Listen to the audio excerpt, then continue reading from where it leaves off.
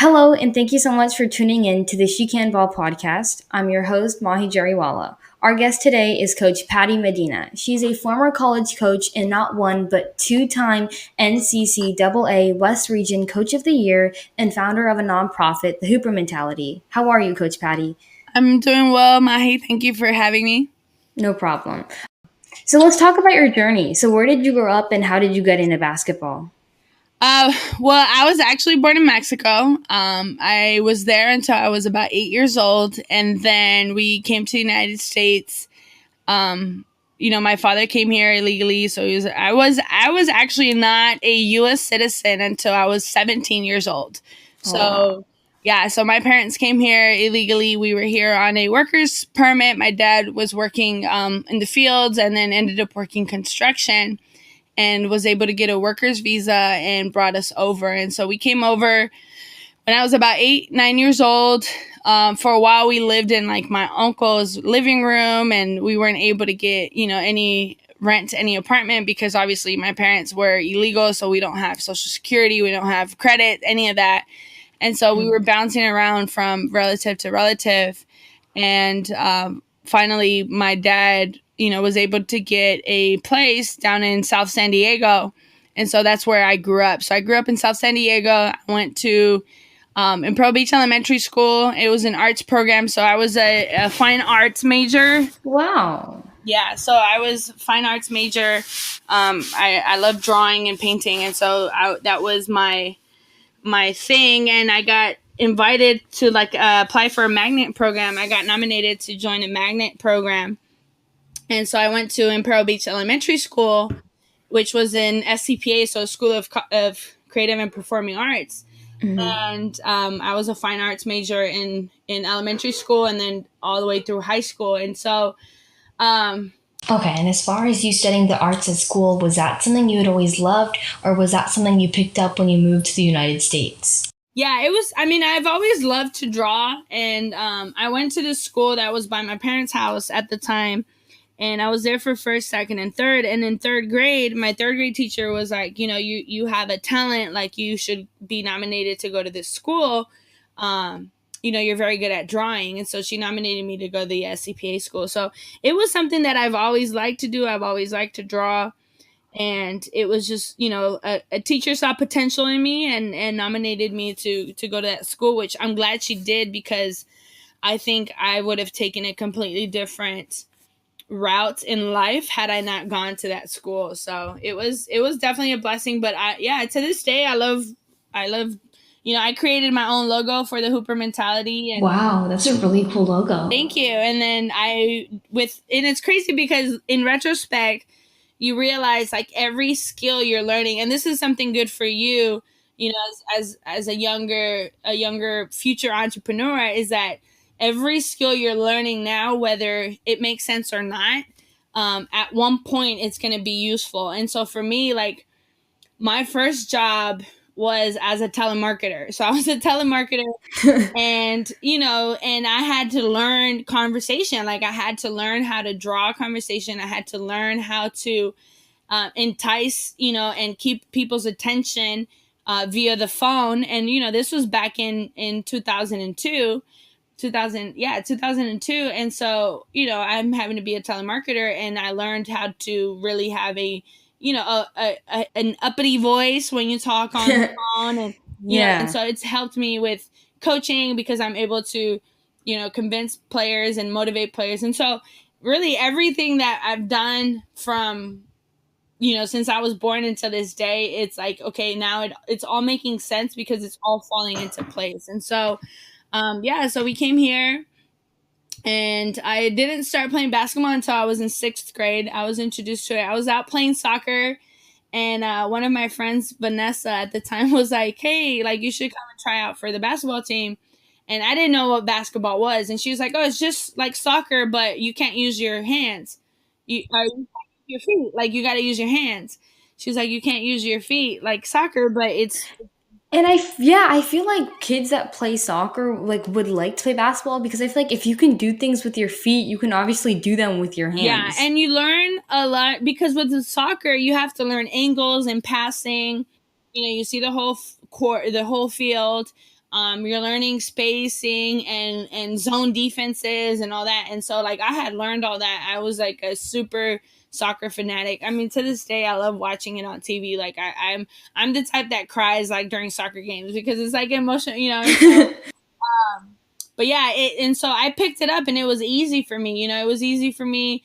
Obviously, the conditioning is a lot more. People think that soccer is a lot more conditioning, but in reality, for me, it was more basketball because in soccer, it's like it depends on the position that you play. Yeah, that's true. Yeah, whereas basketball, it's like all five run the whole court, you know. And so yeah, so I picked up basketball in 6th grade. Didn't play it in middle school, just here and there for fun, little tournaments here and there for fun. And then in high school, that's when I decided, you know, I wanted to play basketball. But I also played field hockey, basketball, volleyball. Well, I played basketball, field hockey, volleyball, and then I did shot put and discus for track and field. Wow.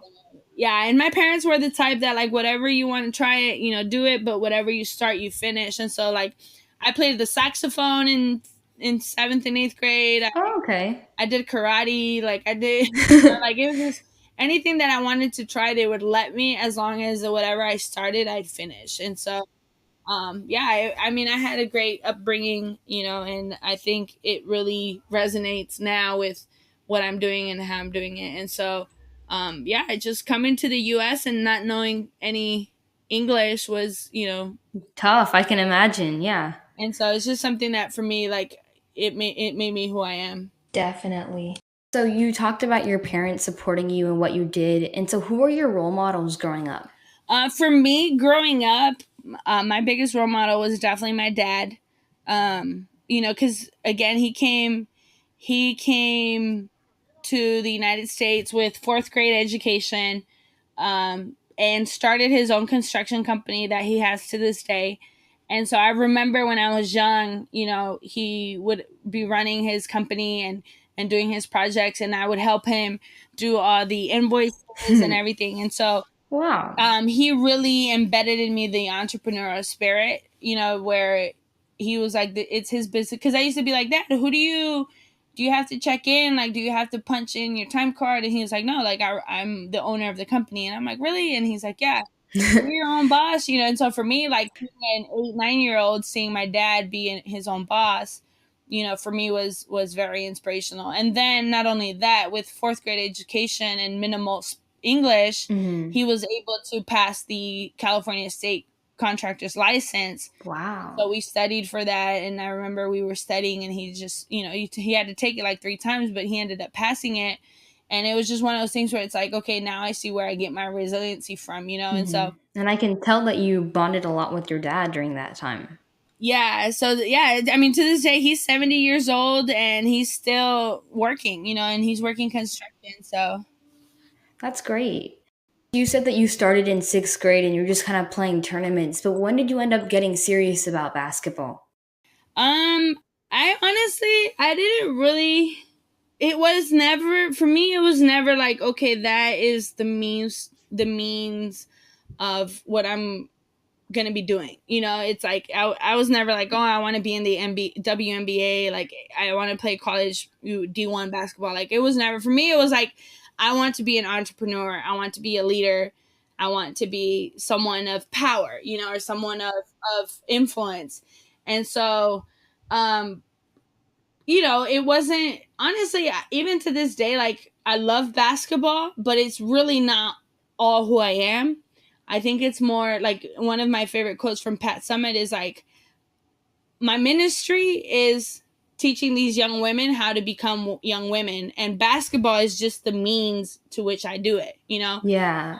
And obviously not verbatim, but that's like in the essence of her quote is that, you know, like basketball is just the means by which I go and teach these young women how to be leaders, how to be women, how to be, you know, entrepreneurs. And so for me, I became serious about basketball once I started coaching.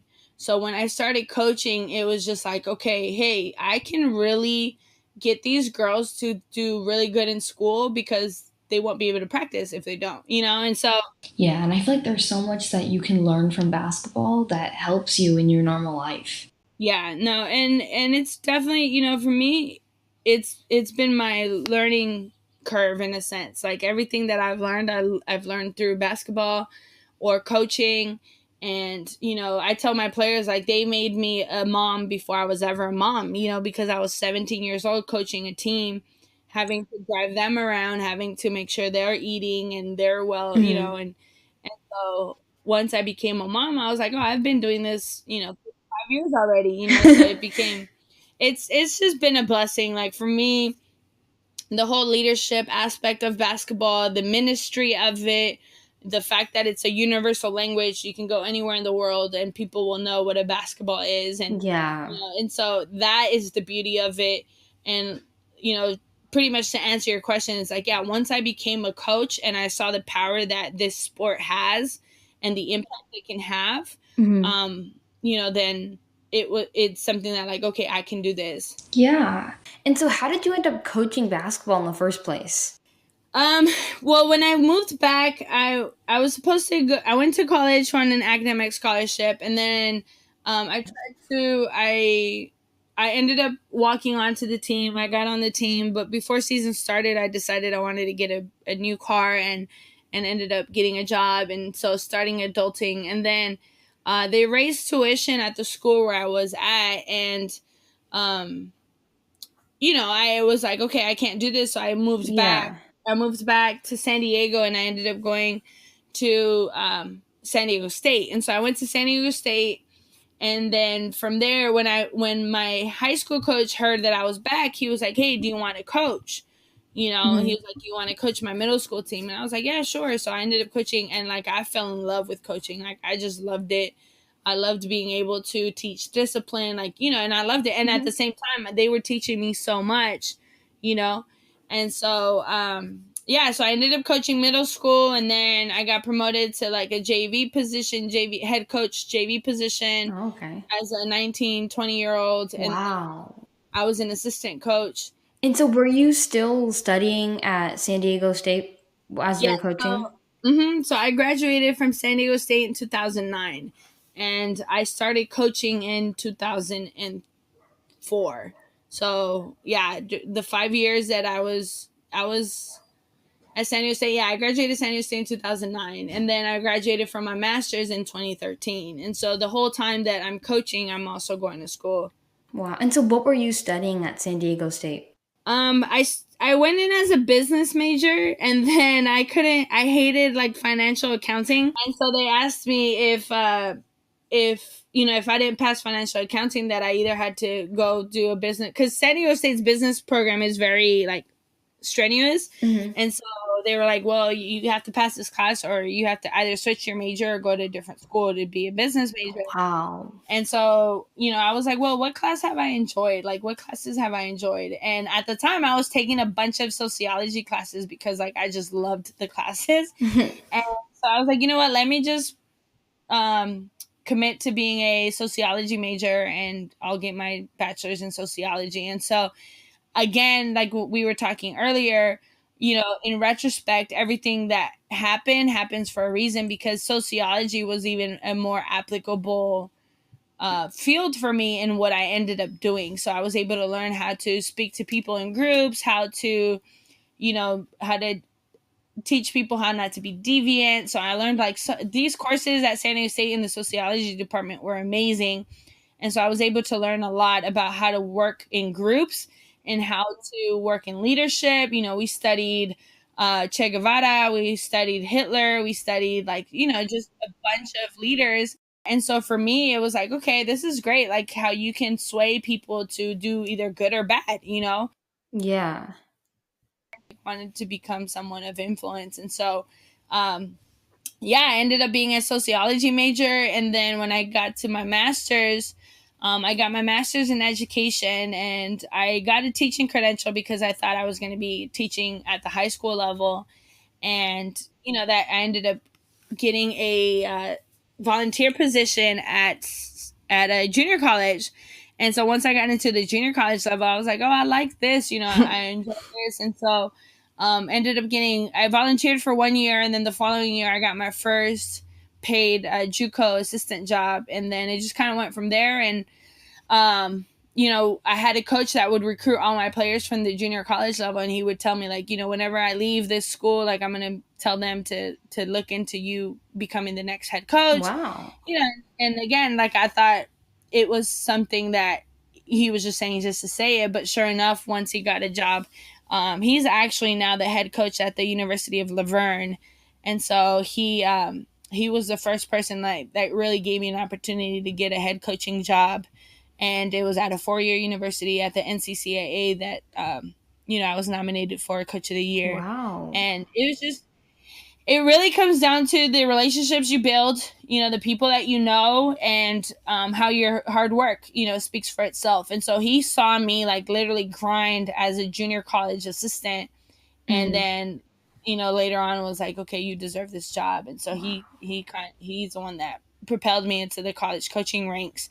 And so I was at the college coaching level for 3 years as a head coach. And then last year I was an assistant coach at a school in San Antonio, Texas. And so you coached like almost all levels. And so what was your favorite age range to be coaching? Yeah, I tell people all the time, I'm like, I did it the grassroots way. Like, because now a lot of people want to skip, different, and which is good. If they can skip levels, why not? If you can bypass having to coach high school and then just go be a GA, then hey, why not? But yeah. I literally did it the grassroots way because I don't have any college coaching experience. So I felt like I had to really vouch for myself. And so I coached, middle school, high school, JV, varsity, junior college, and college. And, I've coached against D1s, I've coached against D2s, D3s. But honestly, my favorite level of coaching would have to be the junior college level. Yeah, okay. Because, you get them right out of high school, and then you help mold them into young women, and they get to determine, like, what career path they want to take. Because a lot of girls go into junior colleges undecided, or they don't know what they want to do. And they're just trying to, like, not spend money on tuition, taking random classes. And so at the junior college level, you kind of get to mold them and help them find their purpose and their calling. And then when they get to college, to get to the 4-year, they've kind of already decided what they're going to do once they graduate and things like that. And so for me, if I were to have the opportunity to pick any level, of coaching, I would for sure do the junior college level. I would coach at the junior college level. Wow. And so are you still coaching? No, so right now, I had been praying on it, and I was trying to figure out if I should coach. And I did interview for a few job offers, like, during quarantine. And it was just one of those things, like, a few coaching jobs. And I was just like, okay, if it's meant to be, it'll happen. If not, like, and it was actually the first time, kid you not, the first time in like 6 years that I was interviewing, and I didn't feel like a sense of, like, pressure to want to do really well because I wanted that job or I needed that job, It was literally like I would interview and I'd go into the interview like, I'm the catch. I don't need this job. That's good. I feel like everyone goes in so nervous and they end up messing things up. Yeah. Yeah. And it really made me feel like, okay, if I do get this job, cool. And it really, I've really reached the point in my life, and I wish I would have reached it a lot sooner. So I tell the players that I mentor all the time, like, get to this level as soon as you can, where you really just let go of expectations. You really let go of what you think things are supposed to be like, and that you just take every opportunity that you get. Obviously, every opportunity you get, if you get an interview, take it, interview, whatever. But once you do your best and all that you can do, all you can do is show up to the interview and do your best. Yeah. From there, it's really not up to you. It's really in God's hands, and it's really in the decision of other people. And so I would walk into interviews and I'm just like, okay, I got to do well because I really need this job and I'm unemployed, Yeah, all the negative things, yeah. Yeah, and I would do really, really well. And then when I didn't get the job, I would be so disappointed. And I was like, I can't keep doing that to myself. I can't keep giving myself these expectations like, oh, I did really well, they're going to call me back. And then they don't, And so, this last few months when I've interviewed for a few positions, in the back of my head, I'm like, well, I have Hooper mentality and I have the Washington Wizards. I've actually picked up a job with the Washington Wizards for the junior NBA. And, and it's one of those things where it's like, oh, well, if I get a head coaching job, cool. If not, it's no problem, because I'm still going to be around basketball. I'm still going to be impactful.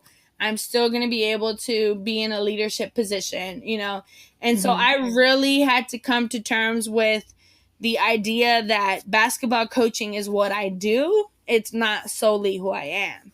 And so, it really dawned on me where it's like, okay, what do you love about coaching? Oh, well, I love leadership. I love mentoring. I love this. Okay, what can you do even if you don't coach? Like, what can you do to still fulfill those desires of a leader? And so then that's how, I started my nonprofit, and it really just took off because I'm like, oh, well, everything that I want to do, I can literally do it through my nonprofit, and I don't have an athletic director telling me, what I can and can't do, so. Yeah, because like even right now, like I like basketball, but it's like I don't know if this is something that I'm gonna love for the rest of my life, but there's certain things that I like about it. And I know that like even if I don't end up playing college basketball, I'm still gonna keep it in my life somewhere, right? Whether that's maybe coaching youth or playing at the gym league or something, just to keep my foot in the game.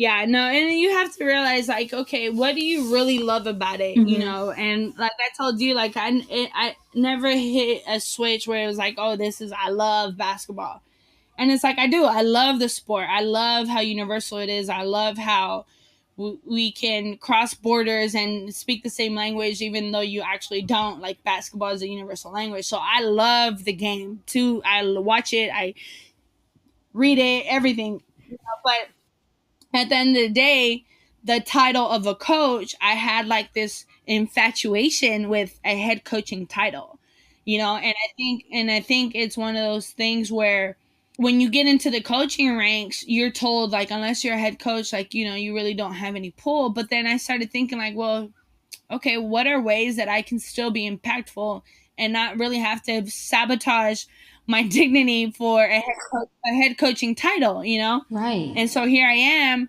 founder of this nonprofit, and I'm working with hundreds of head coaches, and I have support from hundreds of head coaches that, will vouch for me. And at the end of the day, like, I literally have more leeway and more say now that I'm just the founder of this foundation over being a head coach. Like, I went from being the competition to being the support system, and so I love being that I would rather not be tied to, oh, well, she's the head coach at this school, so we can't buy her gear because she is affiliated with this school, Yeah. And so I think that's why that's why God kind of took me out of that situation, because I'm like, okay, people are not wanting to support my nonprofit because of the school that I'm affiliated with, or they're not wanting to purchase gear because I work at this school and it's in the same conference as them. And, and now I have like 4 coaches from the conference that I was coaching at as an assistant. They all bought hoodies, they all bought hoodies. And had I been the assistant at the school still, I don't think they would have. They might have, but I don't know how much of it they would have done, And so, yeah. Yeah, so tell us more about the Hooper mentality and how did you come up with it? So Hooper mentality for me, it started as, at first it was just an idea. I had, in the 16 years that I've been coaching, I've had 4 players commit suicide. Oh my gosh. And it's just been, for me, it felt like, okay, I should have done more. I could have done more. And so when the last one, I went to her funeral and I spoke to her mom and I just kept apologizing. And I was just like, I wish I could have done more. And she told me, you can't bring her back. You can't. So what are ways that you can help change so that this doesn't happen again? And I was like, you're right. And at the time, I didn't have any idea of how I was going to help and how I was going to change things. And, I was just like, it was just something in the back of my head. Mm-hmm. And so, in 2018, in spring of 2018, Nike was hosting this women in the game conference, and it was an all-female conference, and they had women from all walks of life in the sports field. And so you had people that worked in ticketing, You had the Sparks manager, manager at the time was a female. And so you had the coach, coaches from different levels, and you had people from the junior NBA, and you had people from behind the scenes. Okay. And so it Wow. introduced people and young women to the idea that just because you don't want to leave basketball, it doesn't mean that coaching is the only route. Like, you could be an official, you could be, so they had all these people talking at this conference. And one of my former players had just graduated from the university, and she was at a crossroads as to what she was going to do after graduating. And so I'm like, hey, JP, come with me to this conference, and we'll see what we get out of it. And so we go to the conference, and we're listening to everybody talk. And so the conversation about mental health gets brought up. Actually, mental toughness gets brought up in the conference. And so they asked Coach Corey Close, like, hey, what do you do to promote mental toughness? And she's like, well, we actually have a mental health therapist on staff that helps out with the sports, and they come in and they talk to our sports teams, and they promote mental health, and they deal, kind of like sports psychologists. Yeah. And so I turned over to JP, and I'm like, imagine if we could offer that, but at the middle school levels, when they're really going through some stuff and through some. Yeah, that's a huge thing about mental health. I feel like, and I was like, I told you about, like, I entered a speech contest, and like I didn't end up winning, but I think that it was for the best because there was a speech about mental health, and it really kind of opened my eyes on how like if your back hurts, right, you go to the doctor, but if something's wrong mentally, people are like ashamed to like get help, and it spirals out of control. And like I've heard so many stories, even like with basketball, right? Like I showed you that one lady that, she like missed a whole season of her WNBA career because she had mental health problems that she couldn't take care of. Yeah.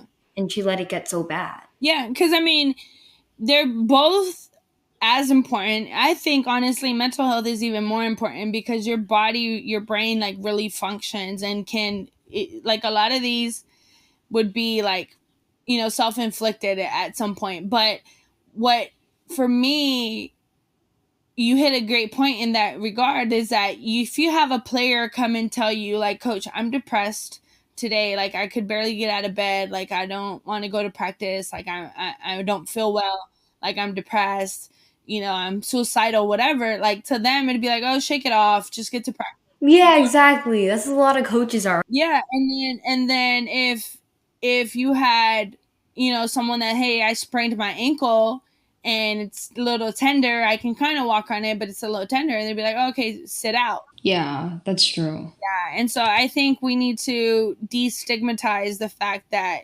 we can't just brush off mental health issues. That's something Yes. where it's like, as a coach, I feel it's our duty to, if a player comes to us and they're like, I'm depressed, make time to sit down and talk to them. And I've worked under coaches that are like, hey, go talk to a therapist or go see the school counselor. And a lot of these kids don't want to go see the school counselor. Like, they Yeah. really just want somebody to listen and talk to them. Yeah. And so a lot of coaches are now being pressured to be able to sit down and make time to do, these mental.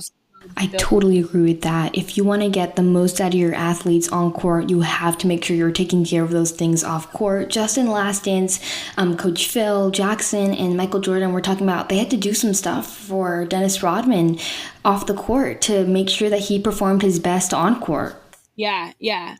No, I definitely agree. And it's like we don't put the same emphasis on mental health. No, we don't. And it's so important.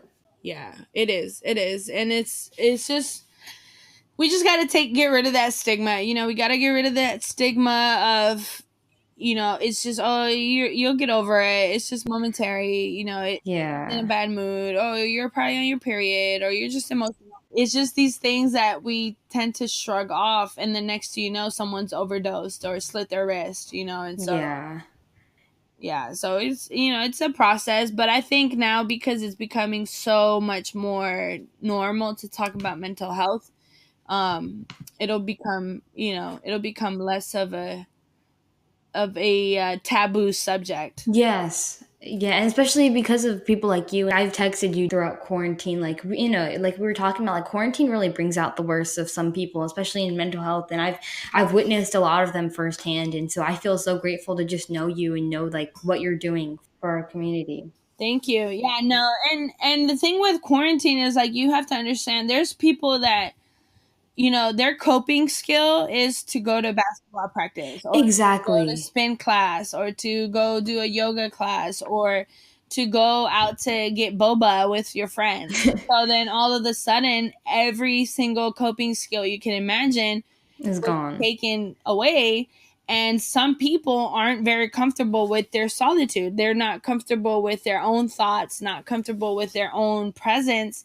And so then now we're having to become comfortable with a person that we might not even know. Like, I don't even know who, like I have friends that are like, Yeah. quarantine made me realize who I am because I had to really self reflect and I really had to evaluate who I am as a parent, who I am as a woman, who I am as a sister, a wife, whatever.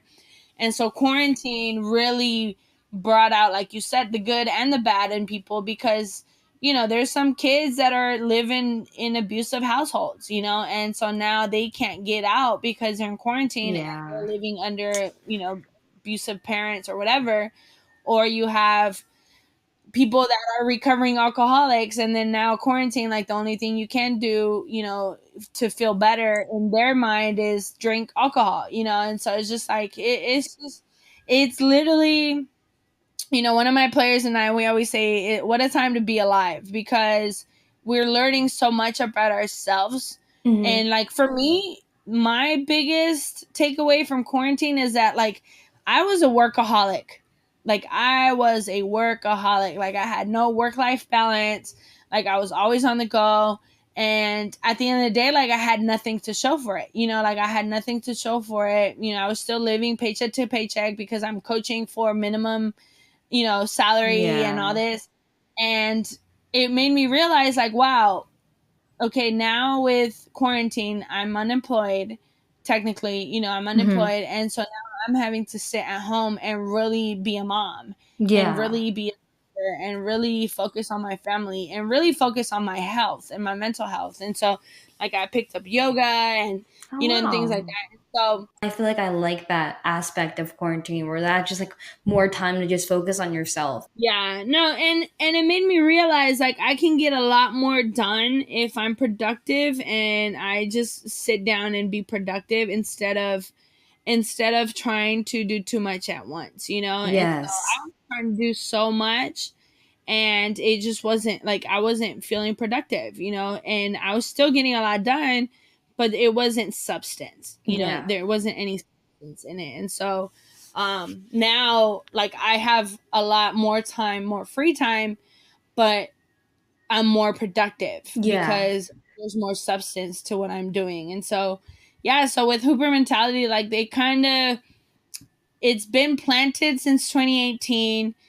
We did basketball camps in Mexico last summer. So that was like our first initiative. We went to Mexico and we ran a basketball camp in Mexico for a weekend. And, that was great. And so what we do is like we incorporate mental skills training within our Hmm. camps.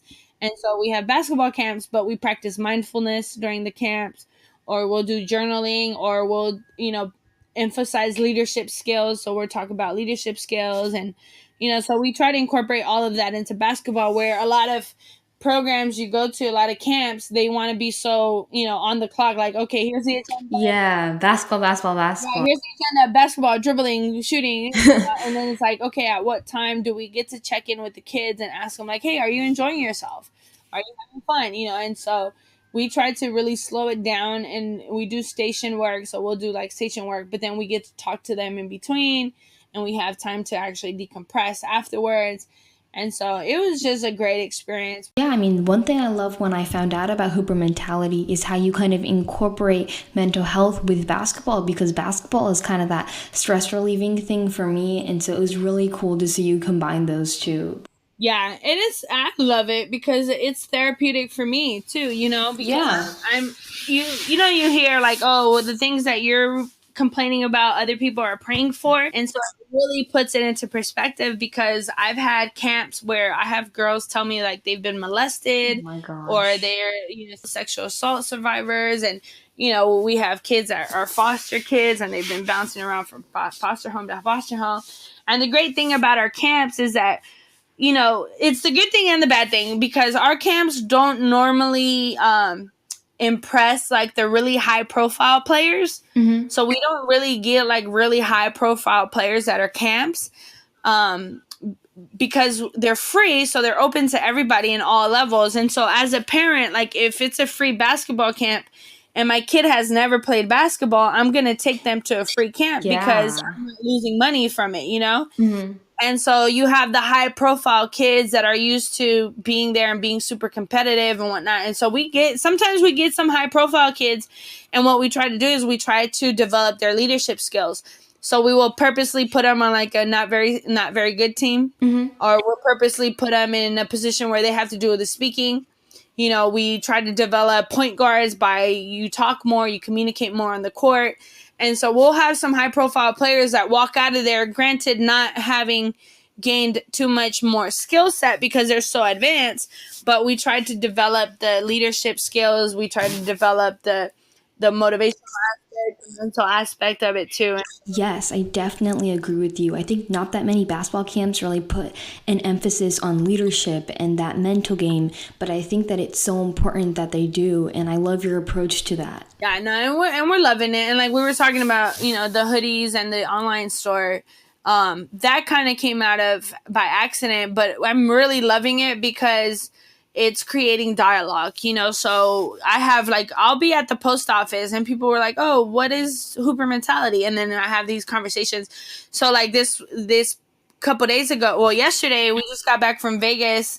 So with some of the proceeds that we got from the hoodie sales, we drove out to Vegas and we gave out water at the voting polls. Wow. And so we gave out water at the voting polls, and we were talking to people, and we were trying to keep them from getting discouraged to vote because it's so hot and the lines were like super long.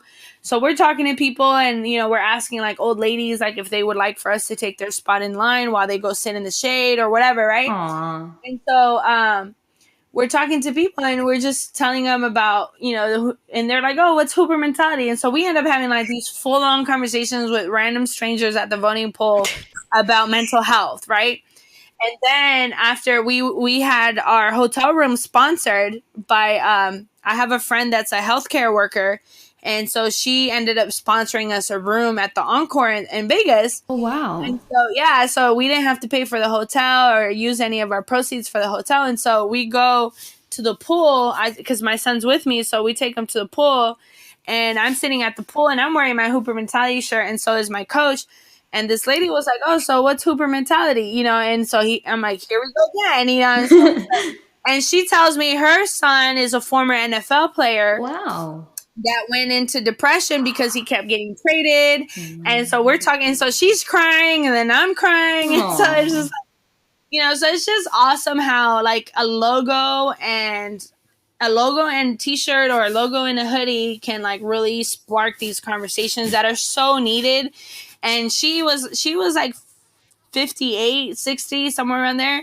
And she's like, Patty, like I've never had like a genuine conversation like this with even some of my relatives, and she was like, and it was so needed. Like I needed it. Like I didn't realize how much I had been carrying for so many years. And she was like, and I'm like, well, that's kind of what therapy would be like. Like you just go and just, talk to someone. And so, so we're just trying to help out and try to get rid of the stigma of, therapy and how it's only for rich people or, it's not right for Hispanic and Black people. Like you're supposed to just shake it off. Yeah. Or minorities, not just Hispanic and Black people, but I mean, I have friends that are, Ethiopian or that are Middle Eastern, and it's just like the upbringing has a lot to do with it. Yeah, and like I'm South Asian, right? And so there was a new TV show that came out with the female South Asian lead, and they talked about like how that show kind of not only talked about that, but they also had a huge look at mental health, and that's what a lot of South Asian communities don't give too much respect to, but it's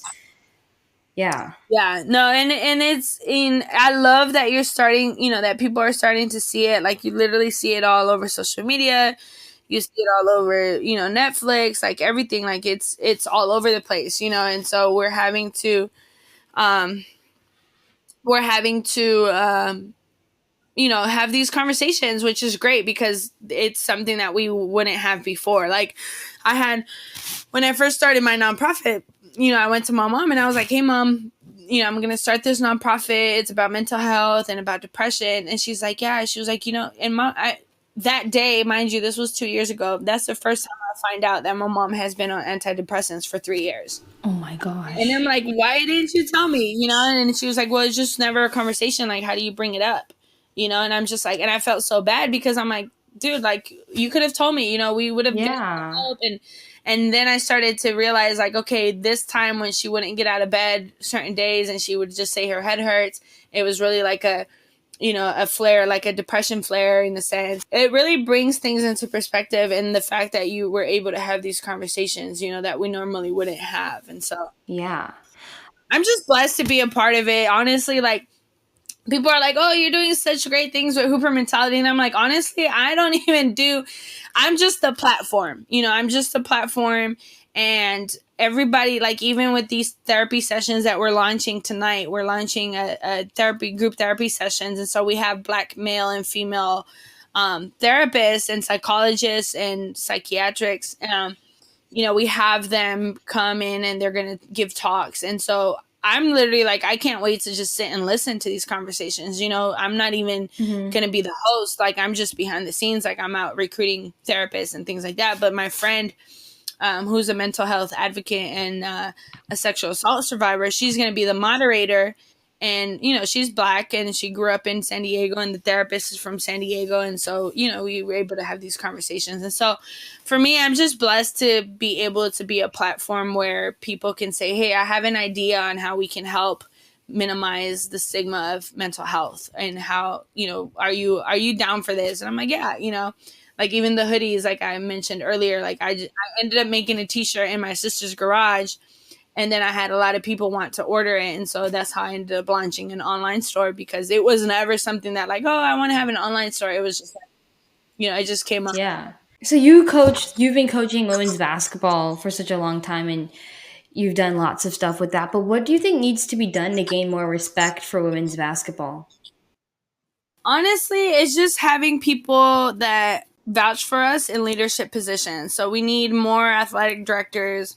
We need more female school presidents. We need more female, females. Like, we just need more women in power in athletic departments, and not just coaches, because you could have a female head coach and then you have a male athletic director, and then as soon as the female head coach does one thing wrong, they're letting her go and they're hiring a male. And so, Yeah. and I've been in that position. I've been in that position where, I one slight mistake and it's like, oh, you're gone, and I'm being replaced by a Caucasian male. And so it's like, oh, promote minorities in coaching, but then as soon as, one does something wrong, like, you're replacing them with a white male. And so it's like, we need more representation. And so, having women, I love, honestly, like, it, and like I told you earlier, like, our motto right now with my friends and my coaches from Hooper Mentality, like, we every day we're like, what a time to be alive. What a time to be alive. Because it's like, you feel the shift. Like, you can literally feel the shift. You feel the shift. I mean, Diana Taurasi is probably going to be a GM for, a NBA team or a WNBA team. Sue Bird is going to be, a coach of a men's team. Like, you just see the shift, and so, and you feel it and you're watching it happen. And so for me, it's like, okay, what a time to be alive. What can I do on my behalf? And honestly, I want to either be an athletic director so that I can hire people that look like us, and support them, not just hire them, but actually support them and be like, okay, I have your back, because there's people that hire them, they get hired, but they don't have full support. And so they're walking Yeah. eggshells in their athletic department, instead of being supported. And so Yeah, so for me, I think that's one of the things that's going to really shift women's basketball is getting people in leadership positions. And so, having a now we have what nine NBA female coaches, assistant coaches. Yeah, and I think it's so cool to have that representation. And, when you're watching NBA games, to see those powerful females coaching from the sidelines, it really shows how far we've come. Yeah, no, and it's gonna be awesome. Yes, for sure. And lastly, what advice do you have for listeners that are looking to pursue basketball? I would honestly say, and this is one of the best advice that I got. We talked about it earlier, but one of the best advice I've ever gotten is don't attach yourself to any school, administration, team, anything. Don't attach yourself to any organization. Attach yourself to a purpose. And when you attach yourself to a purpose, the opportunities will come. So for me, I feel like now looking back, my purpose was to really help develop young women through basketball. And so literally every position that I've gotten has been because I have people I know, people that have vouched for me, people that have seen my work ethic. And so my best advice to anyone coming up that wants to be a coach or be in the athletic administration is don't attach yourself to a school, a team, a organization. Attach yourself to a purpose, because this business is very cutthroat. Yeah. So the higher up you go, the more cutthroat it becomes, and you have to learn how not to take things personal. So if you're attached to a purpose and you get fired from somewhere, your mental shift is going to be, it's not going to be like, oh, this school sucks, they fired me. It's going to be, okay, my time here is done. My assignment here is done. God has something better for me planned because of my purpose. This position is no longer serving my purpose. So God is getting me out of this situation. And I can look back and tell you that every place that I've either been replaced at, fired from, whatever it might be, I'm glad that I did, because it's literally gotten me to the point that I am now. And now I'm fulfilling a purpose. And if someone were to ask me to coach for their program, it would have to really align with my purpose. Otherwise, I wouldn't take it, because I'm attached to my purpose. I'm no longer infatuated by the head coaching title. I'm no longer infatuated by wanting to have a 30-win season. I'm no longer attached to wanting to get Coach of the Year award. I'm no longer attached to getting conference awards or whatever. I'm attached to a purpose.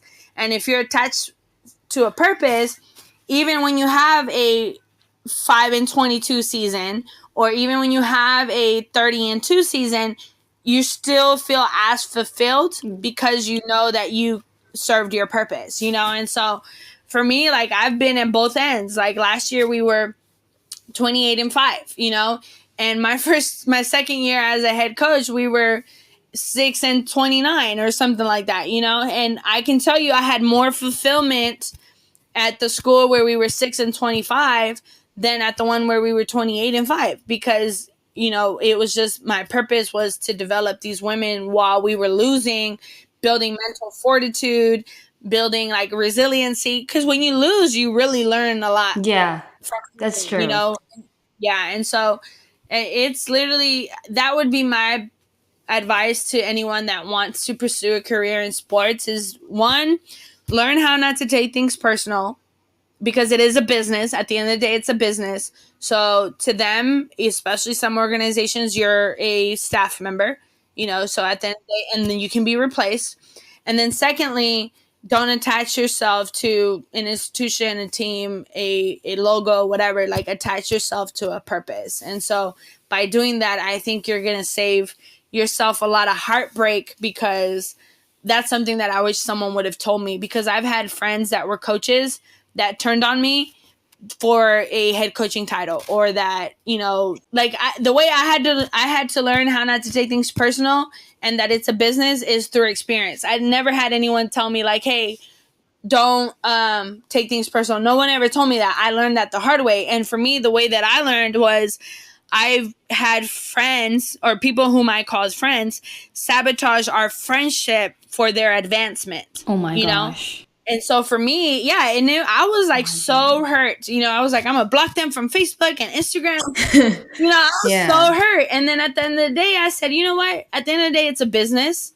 I said that person's morals don't align with my morals, because I would never do that, regardless of how good the opportunity is. Like, it's not in me. But you have to realize not everybody is like you. Not everybody has the same heart as you. And so the more you learn to detach yourself from it, as far as like, don't take things personal and don't attach yourself to an organization, but attach yourself to a purpose, the more you learn to do that, the more fulfillment you'll get from being in basketball as you get older. And so, I mean, it's kind of like on a team. If someone takes your starting spot, you can't take it personal, like, oh, she took it because she hates me. No, she took it because she outworked you, or she took it because she really wants that starting spot, and she's going to do it by any means necessary. And some people get their way the right way, and some people get their way by burning bridges. And so it's just, yeah, the more you learn that and the more you can understand that, I think the less heartbreak you'll have in this cutthroat business of college basketball. Yeah, and I love that you kind of looked at it as a purpose, because like, it's even with me, it's like I don't really know what I want to do, and everyone's always like, you need to have a goal, you need to have like a goal that you want to achieve, but it's like I don't know what that is yet. And I love the way that you looked at it, and that's very nice, very well put. And you're doing an amazing job. I mean, I wish I had the courage and the confidence to reach out to coaches and be like, hey, I want to interview you in a podcast. Like, thank you. I'm amazed by my son's confidence. He's 11 years old and he has a YouTube channel. Wow. He has a YouTube channel and he's just like, hey guys, and it could be like 2 viewers and he's still just as, excited about it. Or it could be 100 viewers and he's just as excited. And so I wish, that's one thing for me. It's like another motto of my own is that be for others what you wish you would have had when you were growing up. So I try to be for others what I didn't have. So I didn't have a mentor like that. My dad was the person I looked up to. But aside from that, I didn't really have mentors. And so I try to be for others what I wish I would have had, and so yeah, no, you're doing an amazing job. Like, I'm impressed. I'm so impressed by our youth. I mean, even the protests that I've gone to, like out of the 3 protests that I've gone to, 2 of the 3 were arranged and set up by high school teenagers, and women, and so it was just awesome. Yeah, it was awesome. Yes, that is happening, and I've seen that a lot. I just want to say thank you so much for being on today. I really enjoyed this conversation with you. No, thank you for having me. I love it. I love talking. I could talk for hours. Same. And that's the end of the podcast. I hope you guys enjoyed today's episode. I know I sure did, and I will see you guys next time.